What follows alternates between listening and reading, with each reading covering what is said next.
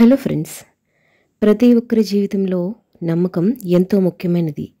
మనం తరచూ విని ఉంటాం. ఈ కథలో ఒక చిన్న గ్రామంలో నివసిస్తున్న ఒక కుర్రాడి జీవన ప్రయాణం ద్వారా నమ్మకం ఎలా జీవితాన్ని మార్చగలదో తెలుసుకుందాం.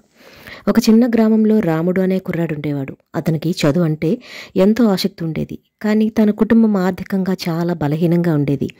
అంతేకాకుండా తన చదువుకయ్యే ఖర్చులకు కూడా వాళ్ళ దగ్గర సరిగ్గా డబ్బు ఉండేది కాదు. అయినప్పటికీ రాముడు తన నమ్మకాన్ని కోల్పోలేదు. ఒకరోజు రాముడు స్కూల్ నుంచి తిరిగి వస్తూ గ్రామంలో బడి మాస్టర్ అయిన శ్రీనివాసరావు గారిని కలిశాడు. మాస్టారు, నాకు చదువు అంటే చాలా ఇష్టం, కానీ మా కుటుంబ పరిస్థితులు చదువుకోవడానికి సహకరించట్లేదు. అలా అని చదువు మానేయడం నాకు అస్సలు ఇష్టం లేదు. ఏం చేయాలో అర్థం కావట్లేదని చెప్పేసి రాముడు తన బాధను మొత్తం ఆ స్కూల్ మాస్టర్ గారికి చెప్పుకున్నాడు. అప్పుడు శ్రీనివాసరావు గారు రాముడి నమ్మకాన్ని గ్రహించి ఒక ఉపాయం చెప్పాడు. రాముడు కూడా మనకుండే నమ్మకం ఎంతో బలమైనది. నువ్వు మానసికంగా బలంగా ఉంటే ఎటువంటి ఆపదనైనా నువ్వు ఎదుర్కొంటావు. ఒకరోజు అంకిత భావంతో చదువు తప్పకుండా నీకు జీవితంలో పెనుమార్పుగా అవుతుంది అని ఆ మాస్టర్ గారు రాముడికి కాస్త ధైర్యాన్ని ఇచ్చే మాటలు చెప్పి తనని అక్కడి నుంచి పంపించేస్తాడు.